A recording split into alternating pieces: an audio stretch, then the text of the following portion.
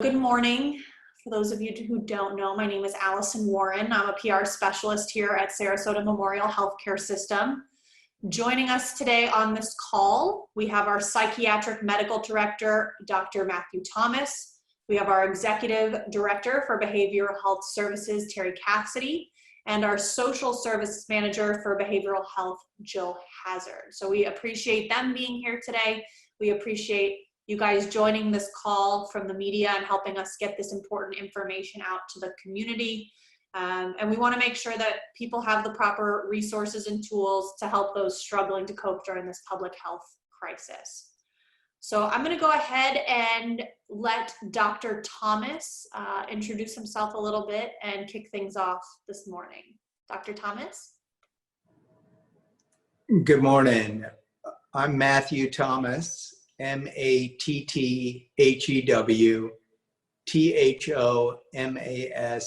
MD, and I'm the medical director at Bayside Center for Behavioral Health, part of Sarasota Memorial Hospital. Thank you for giving us the opportunity to speak about this very pressing and pertinent topic. The COVID virus has changed all of our lives, impacted the lives of our loved ones, where we work, how we shop, our daily routines. And it can be particularly difficult for the most vulnerable citizens as well. And so this is a time for us all to be mindful of the impact of our own anxieties and our own worries while we're trying to sort of care for and help those most in need. We do that in the hospital, we do that out in the community, and I'll turn it over to Terry Cassidy.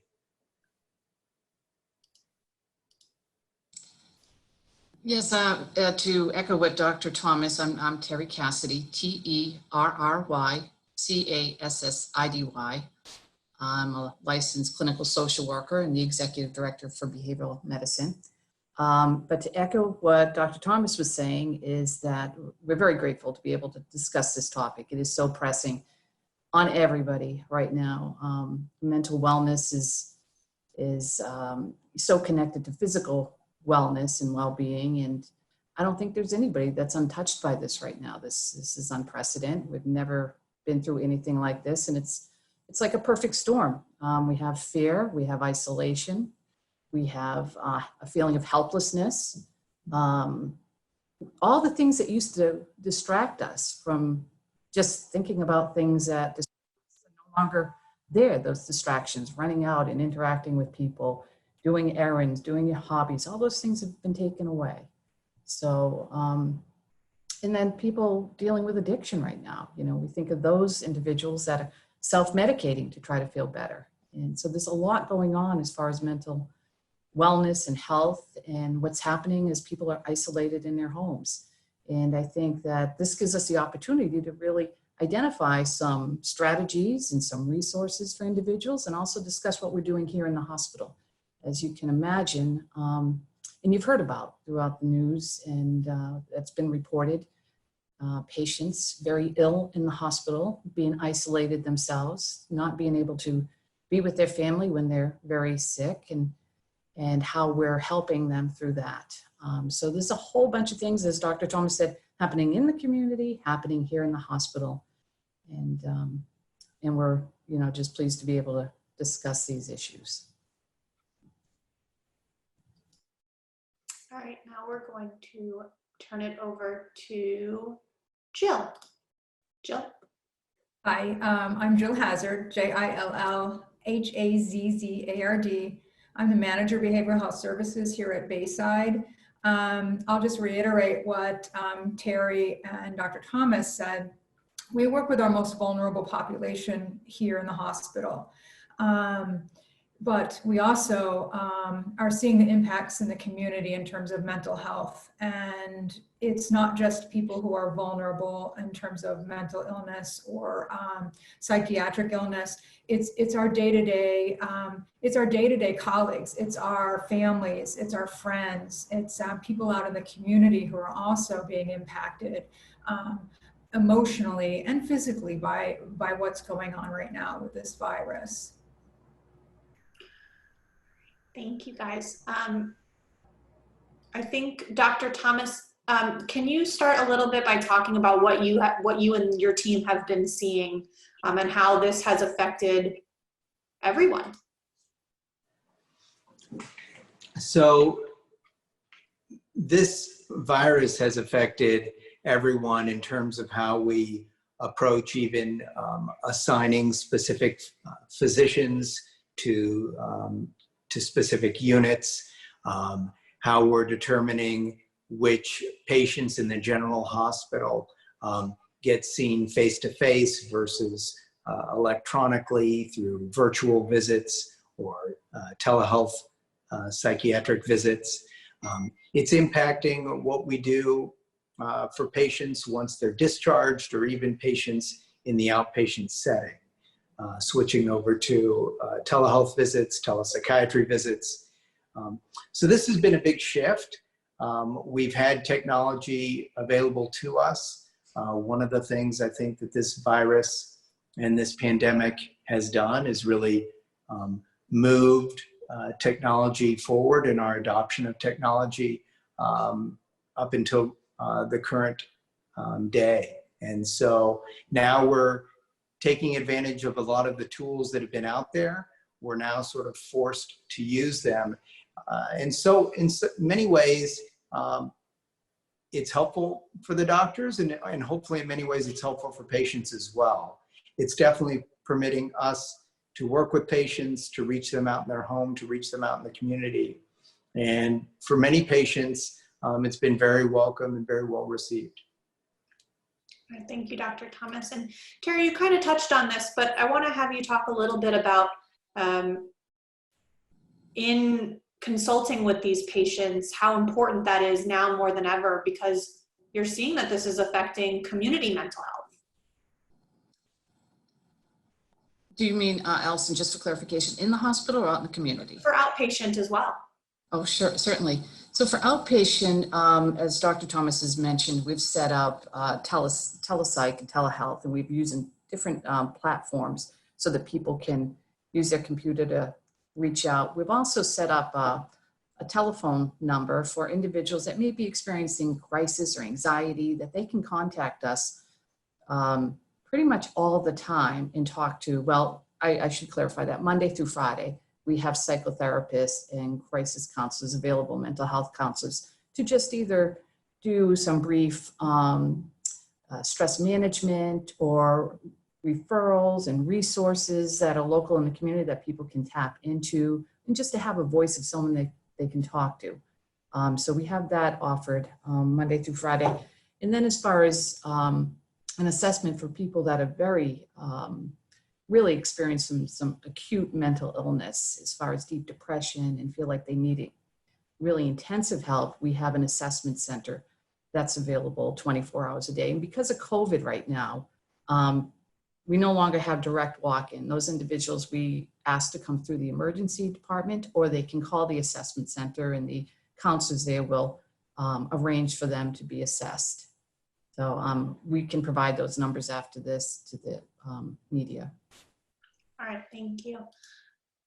I did want to revisit, Jill, you were talking a little bit about how so many more people are impacted because of COVID. Can you talk a little bit more about that and what people in the community need to be aware of to just check on those that they love and care about? Well, I think that what we're seeing initially is a lot of stress and anxiety. There's a fear of the unknown. There's a disruption in social schedules. The children are out of school, they're at home. A lot of the employers are having their employees work from home. There's also a lot of uncertainty with people who are being laid off. So initially, there's a tremendous amount of stress and anxiety, and we have to create some semblance of normalcy around that. Additionally, the social isolation is adding to a feeling of loneliness and depression. So what people are doing are they're socially isolating, particularly people who are alone. And what they're also doing is they're becoming emotionally isolated. They don't reach out to their friends. They don't reach out to their families. They feel that there's nothing to communicate about. They haven't been doing anything.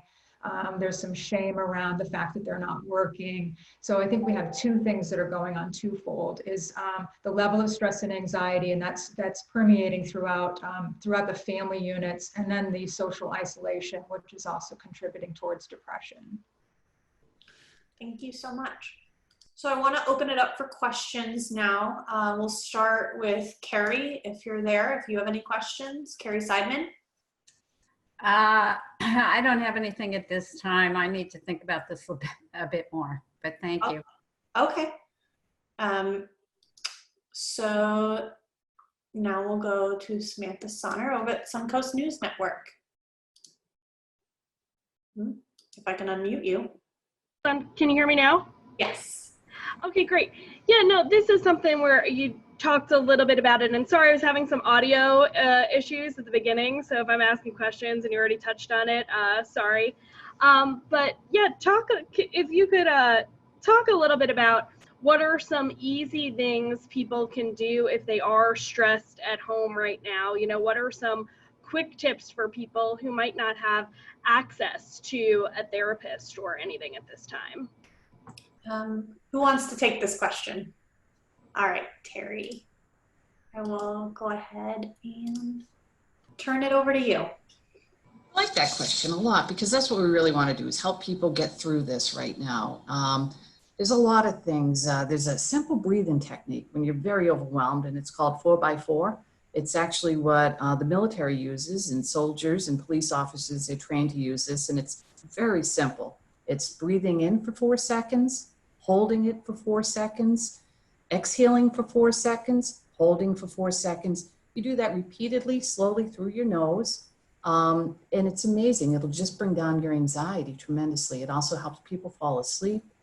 So that's one thing you can do. There's another exercise. I mentioned how when we were busy, we had so many distractions, and that's great to have all those distractions to keep your mind from ruminating on things, but it's called a mindfulness exercise. And this is really an exercise to distract. And what it does is it keeps you in the moment by focusing on specific things in your environment. So you might, test yourself. How many colors can I find in the room right now? How many things start with the letter C? Feeling yourself and centering yourself, just staying in the here and now. What are the smells? What are the textures? What are the feelings? Just so you stop. What it really does is distracts you and helps you from just ruminating about the things that you cannot control. And then, of course, is getting out and exercising, taking a walk. I mean, just, spending time with your people you love, whether you're connecting through social media or on a telephone, or reaching out to people that may be really needing some support. I mean, nothing feels better than being able to help others when you're feeling out of control, to be able to contribute. So I think that, and I think also really challenging some of the distorted thinking that you may be having. And what I mean by that is, if you're really getting into that gloom and doom, to really challenge it. You think, well, I don't have money, I'm not going to be able to eat and support the family. Really think about that and challenge that and say, I have the support system. I have, the food bank I can go to. So putting in things that can really alleviate some of those worries, because we can all go there very easily, the doom and gloom, and try to look at the silver lining, so to speak, to some of these things. So there's a lot of applications out there for meditation and relaxation, progressive muscle relaxing, talking to friends, picking and doing a hobby. Maybe there's something you wanted to learn, play an instrument or a class you want to take online or visit a museum online.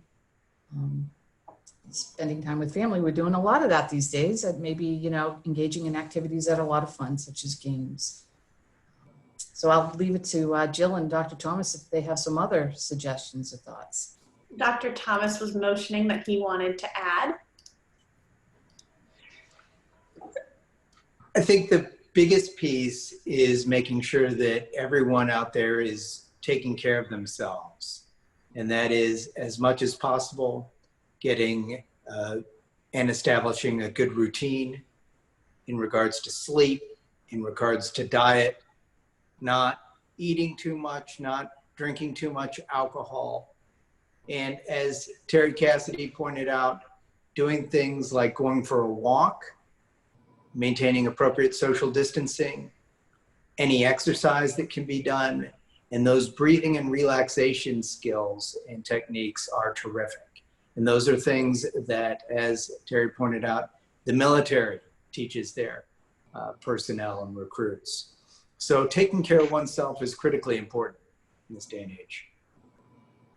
Yeah, you know, we're seeing a lot of people calling us and, you know, they're saying they're worried about things that they can't control. You know, they're calling us and they're telling us they're worried about their family members in nursing homes that they can't go see, and they don't know if how they're being cared for. And, you know, they're worried about the unemployment system that they can't get through. You know, there's a lot of worry about things that people can't control right now. So what would be your advice to people that are having concerns like that?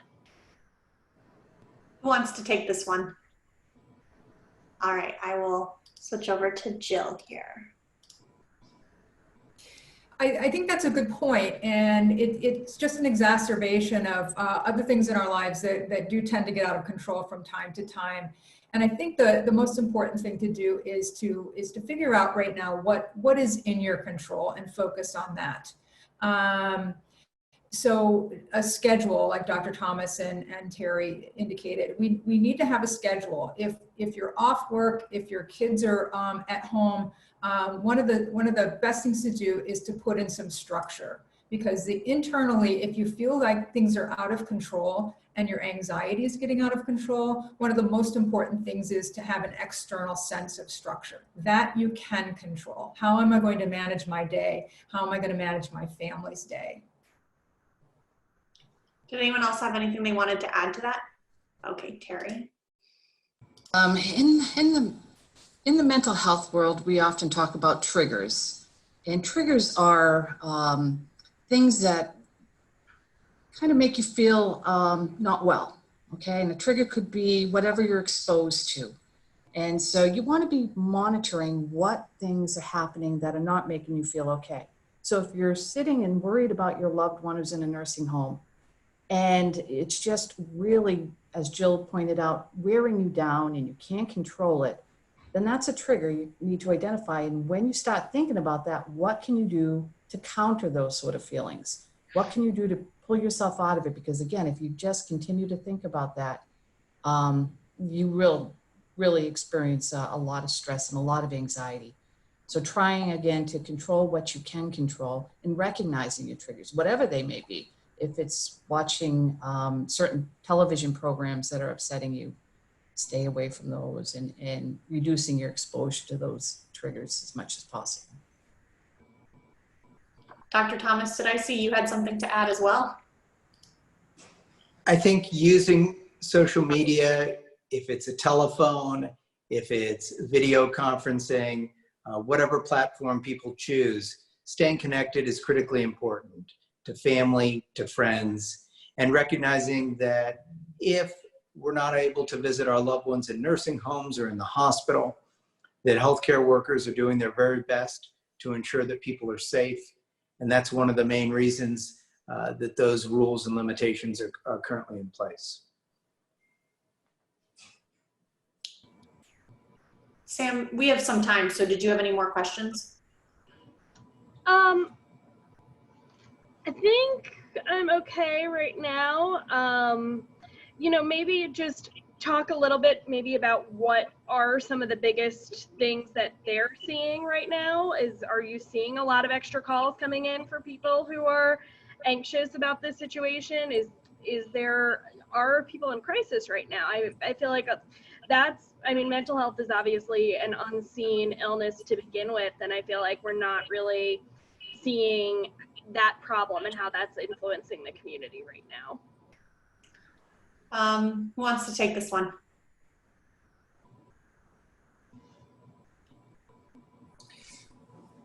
Oh, Jill. Jill, did you have something you wanted to say? Can you hear me? Yeah. I think what we haven't talked about today is the impact on the child and adolescent population. We have seen an increase in our census, as opposed to maybe when school's out in the summer, we have a decrease. And I think what's happening, talking to these patients, is that they're feeling overwhelmed. They feel socially isolated. Normally they would be able to be distracted, like Terry said, of what's going on internally. They get distracted from their problems by being with their peers, being within that social network. And part of the vulnerability of depression is that they do feel alone, they do feel socially isolated. So we're seeing an increase in admissions for children and adolescents who are feeling alone, feeling socially isolated from their peers, and they're kind of sitting alone with their stressors and their depression. Thank you. Terry, can you talk a little bit on the outpatient basis? Because she did ask about that. How many are we seeing more people coming to us to relieve some of those anxieties or concerns? Well, we're seeing a lot more presenting in the emergency department, as far as they're just at a point where they're very anxious or maybe feeling suicidal, or they're in the throes of addiction and coming in with, high alcohol levels or substance overdose. So that we're seeing. As far as the outpatient, that has been, I think a lot of people are concerned about reaching out and afraid to leave their homes, and they don't recognize there is support available and they don't have to put themselves at risk to get that help. And I think that's a very important message to communicate today, because people are afraid. They're afraid to go to their doctor's office. They're afraid to go anywhere out in the community right now, but they can get counseling, and they can get crisis counseling by just calling these numbers, and they don't have to come in. And whether it's just via a telephone, if they don't have internet capabilities or maybe are not comfortable using a virtual platform, just even talking to someone on the telephone. And I also would really like to mention what we're doing in the hospital itself for patients that are sick or in isolation, or even just in the hospital right now that can't have visits but may not have an infectious disease. They still can't have visitors because we're trying to keep everybody safe. So we have a behavioral health intervention team in the hospital. It's multidisciplinary. It's made up of a psychiatrist, of nurses, of counselors, of addiction specialists, and they will go around to each of these patients and check in with them, check in with their family. They will coordinate a visit, whether it's with the telephone or through an iPad, just to keep that communication, that connection that's so important right now. And I also like to say that the nurses in the hospital are doing a tremendous job with this as well. I mean, everybody is just, I think we all just feel very bad that people cannot have those visitors by their bedside right now. And so there's been a huge effort of making this happen for patients. So much kindness, so much compassion going on to really have this facilitated. So I think that's helping the patients tremendously in the hospital. And we're very fortunate to be able to have this behavioral health intervention team go throughout the hospital and check in on all these patients. Now, I just want to clarify, the behavioral health intervention team does not go into the rooms where patients are in isolation, just again, for the safety. The nurses of those isolated patients will facilitate the visits. So it's a great resource for visitors, for families, I mean, and their patients right now.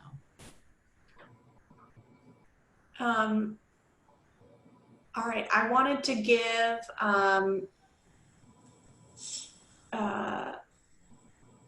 Sam and Carrie, if you haven't any questions now, I wanted to give you an opportunity to ask any questions before I give Dr. Thomas Cassidy, Terry Cassidy, and Jill Hazard the opportunity to wrap things up? I think I'm okay if they want to just wrap things up. So thank you guys so much for doing this and talking to us. I have a question. Great. You can hear me okay? Mhm. Okay. Hi, Dr. Thomas. This is Keaton's mom. He misses you. Thank you. My question is, technology is wonderful in stepping in to replace a lot of things that we can't do in person right now. However, I know personally I have been spending, as much as 6 or 8 hours a day on Zoom conferences and teleconferences and webinars. And in addition to that, as part of my job, I'm required to be on social media, and which can be both a blessing and a curse. As you know, it can be very supportive and it can also be very destructive. So could I just have you talk a little bit about the potential impact of this kind of reliance on technology combined with the social isolation? And I know at the end of the day, when I'm done with all my video conferencing and teleconferencing, I'm more exhausted than I would have been if I had spent the whole day running around.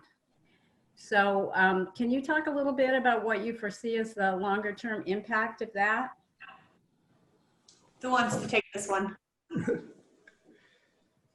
All right, Dr. Thomas. It goes without saying that these are unprecedented times. And we're really, I think, at the front edge of what is going to present in terms of anxiety and the mental health impacts.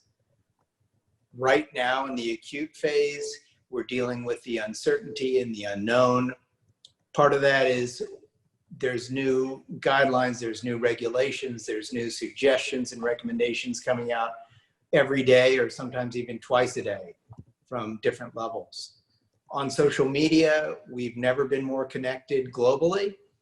And so people are exposed to a number of different voices. And I think everyone is in the same boat in some sense, and that is no one knows. One of the dangers, I think, is if we get stuck or spend all of our time focusing on one specific facet, looking for an answer, looking for a solution, because there's not one out there. I think in the intermediate term, really, I'm very concerned about the economic impact and devastation and the subsequent mental health impact on anxiety, on depression, on people being able to sort of feel hopeful and in control over their lives. And in the longer term, everyone's sort of feeling to a degree sort of helpless and feeling like what the future holds. And we don't know what the future holds, what things are going to look like as cities and counties begin to have rolling openings, and how that's going to proceed, how testing is going to proceed, what that means economically, academically, socially. So it really is sort of a great unknown. We're also very concerned here at Sarasota Memorial, and I know nationally most major healthcare systems are, about the impact on employees, because healthcare workers are not only concerned about their patients, trying to develop the best, safest plans and protocols and treatment regimens for patients, but also dealing with their own anxieties and unknowns in their own life, concerned about their own health and well-being, as well as those for their loved ones. That's a good point. Terry, did I see that you had something you wanted to add? No, that's good. I mean, I think the message that I hear is basically like, this is just unprecedented and we don't really know what the ultimate impact is going to be. Yeah. Okay, I wanted to give Dr. Thomas and Terry and Jill an opportunity to bring up anything that they think wasn't discussed today, so or is an important topic or point to make. So Dr. Thomas, do you want to kick things off? Everyone is dealing with understandable worries. Sometimes those can progress to the point where people have anxiety or depression. I would just say that if someone's having significant difficulty with sleep, with appetite, if they find themselves much more irritable or crying a lot, if people are getting really stuck in any negative thoughts, make sure they're reaching out to family and friends, and also to know that there are definite resources in the community. And if need be, they can contact Sarasota Memorial Hospital or other local agencies because there are a lot of folks doing a lot of good out there. Gary, you want to wrap it up a little bit? Sure. I would just like to add a little piece. Jill touched on this a bit as far as children and teens, in that oftentimes they demonstrate symptoms in a very different way from adults. We can talk about it, we can tell people, we can emote. But for kids, it's you got to look for certain cues. They're all very anxious right now. They're picking up on the anxiety of the adults. So you want to be looking at certain behaviors. Are they more irritable than normal? Are they reverting back to behaviors that you haven't seen for a while, maybe bedwetting or nightmares or night terrors? And you want to be addressing those and watching them. And I know there's been a lot of information on how we can really help children through this, but you want to be just offering a lot of reassurance, answering their questions to the capability that they're able to understand, making sure, as Jill touched on and Dr. Thomas, that they're in their routines and you're sticking to those routines, and that you're really modeling good coping skills yourself for your children. And as been said, we're here. Call us if you need help. Take care of yourselves. Watch out for the people you love. Watch out for your neighbors with your social distancing. But just take care of yourself and everybody that you can in your life right now. Bill, any final thoughts from you? I think we've hit on everything that's really relevant. But I think that one of the important things is this is impacting everyone, professionals, vulnerable people, and that we shouldn't be afraid to reach out and ask others for help. We're here to help. We can do whatever we can. It's important to stay connected and to stay safe. Thank you all so much. I want to thank one more time Dr. Thomas, Terry Cassidy, and Jill Hazard for being a part of this important conversation, and we appreciate the media being here to share this information with the community. We do also have more information about this specific topic on our blog, so you can visit smh.com/blog, and we also have a lot more information about the latest on COVID-19.